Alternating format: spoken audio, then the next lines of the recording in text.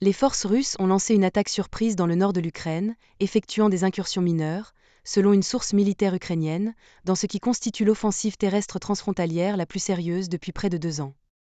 Le président ukrainien, Volodymyr Zelensky, a déclaré que l'attaque contre la ville frontalière de Vovchansk, près de la deuxième ville du pays, Kharkiv, faisait partie d'une nouvelle vague d'actions de contre-offensive de la part de la Russie, ajoutant qu'une bataille féroce était en cours dans la région.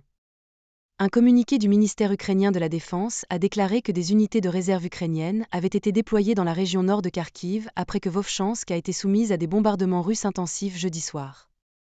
Le communiqué a déclaré que les groupes de reconnaissance russes, sous couvert de véhicules blindés, avaient lancé une poussée transfrontalière vers 5 heures du matin.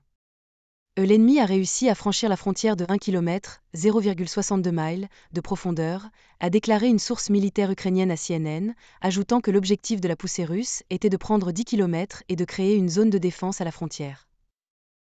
La lutte a été menée le long des fronts sud et depuis que l'armée ukrainienne a repoussé les forces russes du territoire capturé au début du conflit, avec la région nord de Kharkiv libérée à la fin de l'été 2022. Interrogé sur les développements, Zelensky n'a pas minimisé leur gravité, mais a déclaré que l'armée ukrainienne avait anticipé un tel mouvement. Les habitants des villages frontaliers ont été invités à évacuer par les autorités. La police nationale a posté des photos et une vidéo sur les réseaux sociaux montrant des officiers aidant les gens à emballer leurs affaires dans des véhicules de police avant de partir vers des endroits plus sûrs. L'attaque transfrontalière intervient après plusieurs mois de raids aériens russes accrus sur la ville de Kharkiv, qui ont mis hors service toute sa capacité de production d'énergie ainsi que ses sous-stations.